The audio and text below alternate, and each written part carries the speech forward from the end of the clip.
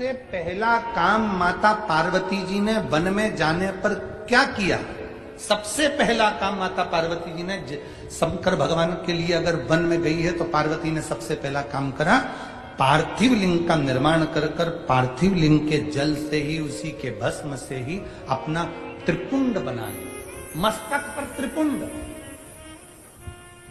कारण एक त्रिपुंड की रेखा में 9 देवता विराजमान होते हैं, ऐसी 3 रेखा त्रिपुंड की होती है जिसमें 27 देवता विराजमान होते हैं। जब व्यक्ति अपने घर से निकलकर कहीं जाता है त्रिपुंड लगाकर, तो 27 देवता उसके मस्तिष्क पर चढ़कर साथ चलते हैं। 27 देवता उस त्रिपुंड में इतना बल होता है, इतना बल त्रिपुंड के अंदर होता है कि वो 27 देवता उसके साथ चलते हैं। और हमारा निवेदन है माताओं से, मेरी जीजियों से, मेरे जीजाओं से, मेरी बेटियों से, बेटाओं से, मेरे संपूर्ण भारत की भूमि के जितने सनातनी इस पवित्र कथा का तत्व ग्रहण कर रहे हैं, जितने जितने इस फेसबुक यूट्यूब पर कथा श्रवण कर रहे हैं, आप सबसे निवेदन है, अपने मस्तक पर तिलक होना बहुत जरूरी है, वो तिलक लगाना चाहिए। ये कंपनी का ट्रेडमार्क मार्क है कि तुम कौन सी ब्रांड के हो। एक कपड़ा भी लेते हैं ना, ये कपड़ा है तो इस कपड़े पर भी ब्रांड लिखी हुई है कि तुम इस ब्रांड का ये कपड़ा है। एक किताब लेकर आओ, कॉपी लेकर आओ, पेन लेकर आओ, उस पर भी मार्क लगा होता है कि ये कौन सी कंपनी का है। केवल आज का मनुष्य समझ में नहीं आता कि ये कौन सी कंपनी का है, इसका ब्रांड का ठिकाना नहीं हो। और बहुत ध्यान देना महाराज, हमें मालूम पड़ा कि कोई कोई बल्ब ऐसा होता है, अगर वो शॉर्ट हो जाता है, बेकार हो जाता है, तो उसको कंपनी में वापस ले लिया जाता है। सुना है हमने, ऐसा होता है क्या?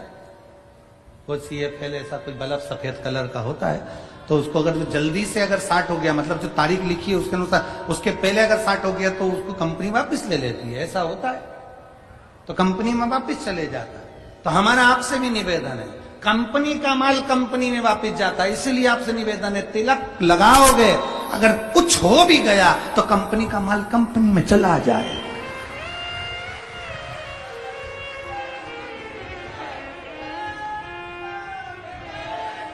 अपनी कंपनी का स्मरण होना चाहिए कि हम किस कंपनी के हैं। मस्तक का तिलक, गले में रुद्राक्ष की माला, तुलसी की माला, ये हमें हमारा ट्रेडमार्क बता देती है कि हम कौन हैं। पार्वती मैया ने अपने मस्तक पर त्रिपुंड धारण करा, पार्वती जी बैठ गई, तब साधना में ली, तब साधना में ली। शिव पुराण कहती है, बस यही पार्वती जी की तप साधना प्रारंभ हुई। ऐसी माता पार्वती जी ने तप साधना करी, ऐसी तप साधना करी कि शंकर भगवान को, पार्वती जी को वरना ही पड़ा।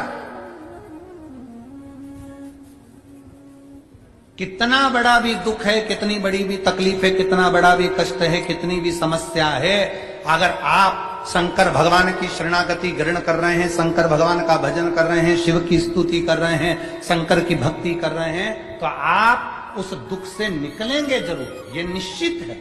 हाँ, कोई समस्या बहुत ही भारी, एक पत्र है,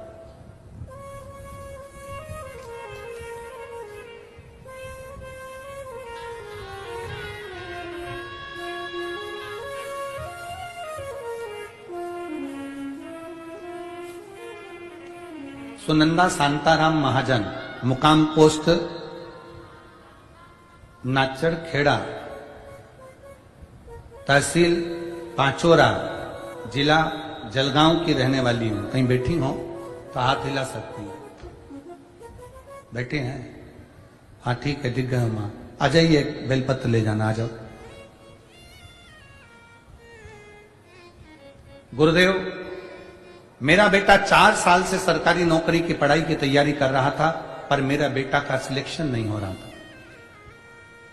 गुरुजी 2022 में नेवी का ग्राउंड करने के लिए भी गया, पर उसमें भी उसका सिलेक्शन नहीं हुआ, कुछ ना कुछ कारण से रह जाता।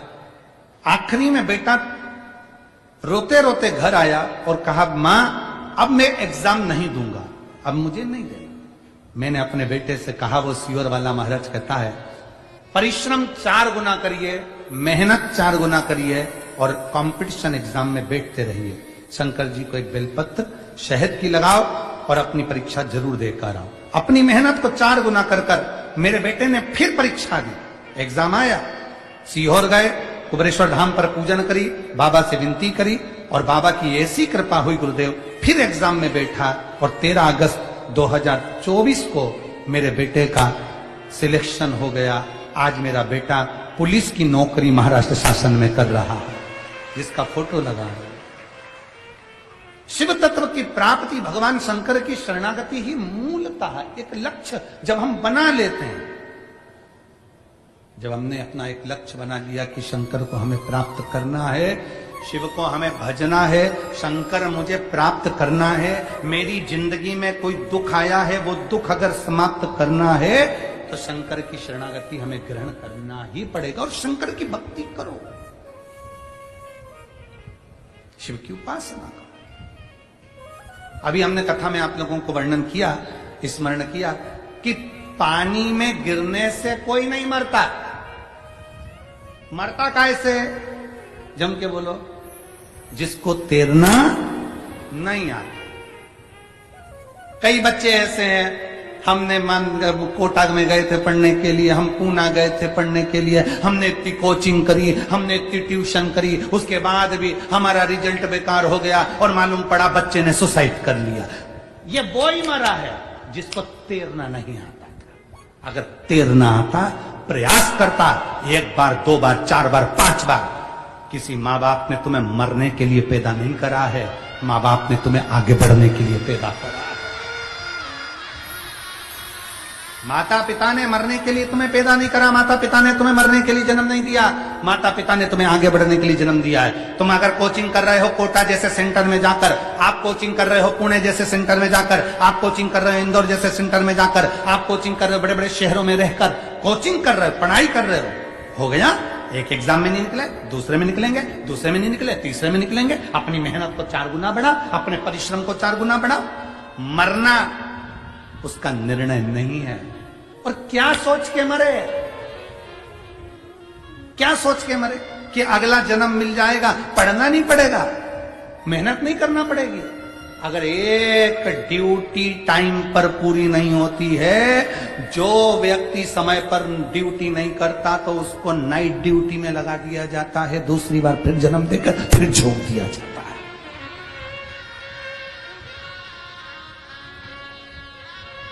परिश्रम, मेहनत, संघर्ष, ये हमारा लक्ष्य है।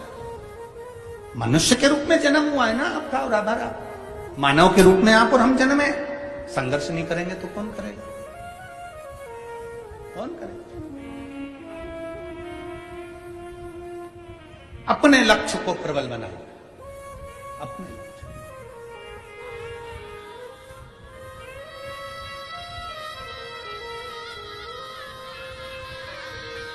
एक लखनऊ का एक बालक कुबेरेश्वर धाम पर आया था, नवीन उसका नाम था। हम उसका सरनेम मरनेम तो नहीं जानते, पर नवीन उसका नाम। अगर वो बेटा कथा सुन रहा हो तो नवीन उसका नाम था।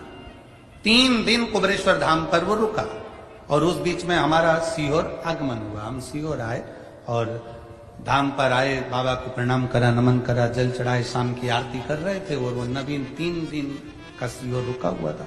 तो वो आया, बहुत तेज उसने आवाज लगाई, बाबा बाबा बाबा कर कर हमारा ध्यान गया। हमारा ध्यान गया तो हमने उसको बुलाया इधर। कहां से आया? कि मैं लखनऊ से आया। हमने कहा कैसे आया? बस बहुत हार चुका हूं, अब मैं बहुत हार चुका। पिता चले गए कोरोना महामारी में, मेरी माता वो भी चली गई, अकेला। परिवार वालों ने सारी जायदाद प्रॉपर्टी ले ली, गलत गलत कार्य में मुझे फंसाने का प्रयास किया। अब मैं मरना चाहता हूं। किसी ने कहा एक बार तू कुबरेश्वर धाम होकर आया, इसलिए मैं यहां पर आया हूं। तो मैंने कहा यहां से जाकर मरेगा? तू यहां आया है तो यहां से जाकर मरना है कि तेरे को? तो क्या हाँ, प्लानिंग तो पूरी ऐसी ही है, प्लानिंग पूरी ऐसी। हमने कहा तो फिर तुझे यहां आना ही नहीं था। और अगर तू बाबा के धाम पर आया है, अपने बाप के घर पर आया है, तो समझ लेना तेरा बाप वो गया, ये बाप अभी जिंदा बैठा है। वो बाप गया और तेरा पिता जाते जाते इस बाप के पास में छोड़कर गया है। अब संभालना इसकी जवाबदारी। तू यहां से जा, चौगनी मेहनत कर, परिश्रम कर, सारी समस्या का हल एक लोटा जल, लग जा भगवान शंकर के पीछे। जो पढ़ा आज वो बच्चा अगर सुन रहा होगा तो उस बच्चे को मैं धन्यवाद दूंगा कि उसकी नेवी में नौकरी लगी उस बेटे की और अच्छी जॉब कर रहा। परिवार का सारा धन छोड़कर खुद चले गया, बाहर रह रहा है और खुद की प्रॉपर्टी बनाई उस बच्चे ने, खुद की प्रॉपर्टी, खुद का धन बनाया, खुद की जमीन बनाई। खा ले परिवार वाले, रख ले परिवार वाले। अगर अपना दिल, अपना शरीर और परमात्मा की कृपा अगर प्रबल है तो ऐसी ना जाने कितनी जमीन और कितनी प्रॉपर्टी बन सकती है। किसके आश्रित हो? किसके आश्रित होकर जी रहे हो? किसके आश्रित?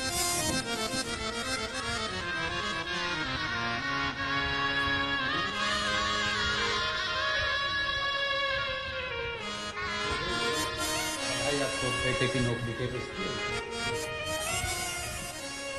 अपनी परिश्रम, अपनी मेहनत, अपनी लगनता को कम कैसे कर सकते?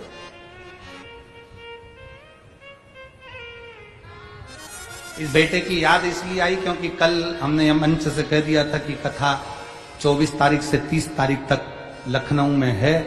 तो उस बेटे का सीहोर फोन पहुंचा कि हम भी लखनऊ की कथा में आएंगे। तो आज बेटे की स्मरण उस बच्चे का आया, तो कथा में उसका प्रसंग। और पूरे लखनऊ वासियों को बहुत बहुत धन्यवाद है, बहुत बहुत साधुवाद है। तैयारी करो, लाखों शिव भक्त 24 तारीख से 24 दिसंबर से 30 दिसंबर तक लखनऊ की पवित्र भूमि पर, पूरा लखनऊ मेरा शंकर का है, पूरे लखनऊ में चारों तरफ शिव ही शिव है। ऐसे लखनऊ में 24 से 30 दिसंबर तक दोपहर में 2 बजे से 5 बजे तक शिव महापुराण की कथा पोस्ट ऑफिस वाली फील्ड राजाजीपुरम लखनऊ में वो कथा होगी। राजाजीपुरम में पोस्ट ऑफिस वाली फील्ड राजाजीपुरम लखनऊ में वो कथा 24 से 30 दिसंबर। दिल से सुनो, क्या देगा बाबा, कैसे देगा बाबा? अपना लक्ष्य, मेरे परिवार वालों ने मेरी जमीन रख ली, मेरे घर के लोगों ने मेरा मकान रख लिया, उसने मुझे ऐसा कर दिया। हम उन्हीं में उलझे रहते हैं तो आगे कब बढ़ेंगे? हम विचार करें अपना, हम उन्हीं में उलझे। मेरे परिवार वालों ने ये रख लिया, मेरे घर के लोगों ने वो रख लिया, बड़ी बहू ने ऐसा कर दिया, सास ने वैसा कर दिया, ससुर ने वैसा कर दिया, दादाजी चिल्ला दिए, बच्चे ने ऐसा बोल दिया, नानी जी वो बोल दी। हम दिन भर उनमें उलझे तो अपनी पढ़ाई कब करेंगे? अपन आगे कब बढ़ेंगे? अपनी एजुकेशन कब करेंगे? अपनी उन्नति की सीढ़ी पर कब चढ़ेंगे? हम जब इनसे बाहर निकले, इन सोचने से बाहर निकले। हम उसी में उलझे हुए हैं, उसने ऐसा कह दिया, उसने वैसा कह दिया, उसने। हम शिव महापुराण की कथा के माध्यम से कहना चाहेंगे, शंकर भगवान जब भी बैठते हैं स्थिर होकर पार्वती जी को अमर कथा सुनाते हैं। शंकर भगवान केवल अकेले ऐसे वक्ता हैं जो अपनी पत्नी को कथा सुना रहे हैं, अपनी पत्नी को कथा सुना रहे हैं। केवल शिव जी, भगवान नारायण ने लक्ष्मी को कथा नहीं सुनाई, ब्रह्मा जी ने ब्रह्माणी को कथा नहीं सुनाई, इंद्र ने इंद्राणी को कथा नहीं सुनाई, केवल शंकर भगवान ने अपनी पत्नी पार्वती को कथा सुनाई। एक बार नहीं, बारंबार सुनाई। सती के रूप में जन्मी तो कुंभज ऋषि की यहां कथा सुनने के लिए लेकर गए। कथा सुनी ना आप लोगों ने? कुंभज बाबा के आश्रम में, अगस्त ऋषि के आश्रम में सती माता को कथा सुनने लेकर गए। सती जी का मन नहीं लगा था, परीक्षा ले ली थी राम जी की सती माता ने, सीता बनकर। जितनी बार माता पार्वती के साथ में आया उतनी बार भगवान शंकर ने पार्वती को कथा सुनाई। क्यों सुनाई? शंकर भगवान अपनी पार्वती को क्यों कथा सुनाते हैं? क्योंकि पार्वती तुम्हारे भी घर में बैठी है। पार्वती प्रत्येक मनुष्य के घर में उसकी अर्धांगिनी, उसकी पत्नी बैठी है। और वो रोज तुमसे एक बात कहेगी, तुम्हारी मम्मी ने ये बोल दिया, तुम्हारे भाई ने ऐसा कर दिया, तुम्हारी बहन ने ये कर दिया, मायके में ऐसा हो गया, ससुराल में वैसा हो गया, पड़ोसी ने ऐसा कर दिया। इसलिए शंकर भगवान पार्वती को कथा सुना रहे हैं कि घर का विद्वान पति वो होता है जो अपनी पत्नी को कथा सुनाता रहे। चिंता मत करना, भोलेनाथ जी के आश्रित होकर चलना, थोड़ा ज्यादा ले ले चल जाएगा। अगर परिवार वालों ने ज्यादा ले लिया, सास की प्रॉपर्टी ज्यादा मिल गई, ससुर की दौलत ज्यादा मिल गई, मिल जाने दो, छोड़ो उसको। अपनी भक्ति के बल को बढ़ाओ, अपने परिश्रम को बढ़ाओ, उससे 4 गुना ज्यादा कर बताओ, 4 गुना ज्यादा करके बताओ। हम जिंदगी भर रोते रहे, मैं केस करूंगा, मैं अदालत में जाऊंगा, मैं ये करूंगा, मैं वो करूंगा। अब जब उसने पूरी प्रॉपर्टी ले ली, तुम केस भी करोगे तो सारी दौलत तो उसके पास पड़ी है, वो ज्यादा लगा के और जीतने की खुराक में रहेगा। तो इससे अच्छा है कि अपनी मेहनत परिश्रम को बढ़ाओ, ये बुद्धि को सही जगह पर लगा। श्रेष्ठ हम अपनी बुद्धि को श्रेष्ठ जगह नहीं ले जा पाते। पार्वती, मैं शंकर के आश्रित होकर बैठी हूं और मेरे मंत्र में वो बल है कि मेरा शिव मेरी साक्षी में होगा, साक्षी में। इस बेटे ने, उसकी मां अबियल बेलपत्र लेकर गई, इस बेटे की पत्र, उसमें लिखा, रोते रोते मेरा बेटा घर आया, अब एग्जाम नहीं दूंगा। कि बेटे ने ये पुलिस की नौकरी में लग गया, वो कर रहा है, अब मैं एग्जाम नहीं दूंगा। तो गुरुजी के द्वारा बताए गए ये सभी उपायों को आप अपने ज़िंदगी में उतार कर अपने जीवन को सफल बना सकते हैं और कई परेशानियों से छुटकारा पा सकते हैं। तो अगर आपको इसी प्रकार के गुरुजी के उपायों को प्राप्त करना हो तो हमारे चैनल ज्ञान के भंडार को प्लीज़ सब्सक्राइब करें और वीडियो को लाइक करें। धन्यवाद।